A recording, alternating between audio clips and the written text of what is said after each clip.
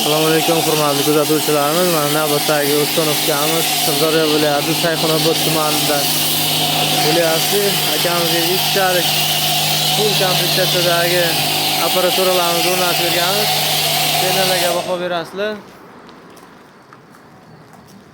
Kan talabiga binoan mana logotiplarni tushirib chiroyli qilib berganmiz pultlarni. 2 ta boks full komplektatsiya ko'rishlari mumkin.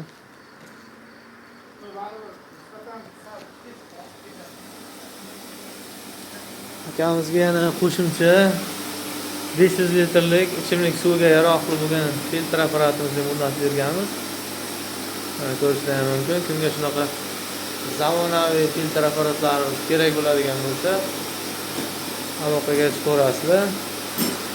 Bu yerda 1 tonna sho'r suv, 2 tonna shirin suvga moslashtirib apparaturalarni har doimgidek full komplektatsiyada ham o'zimiz montajda har doimgidek eng ekonom variantda invertorli komplektatsiyamiz.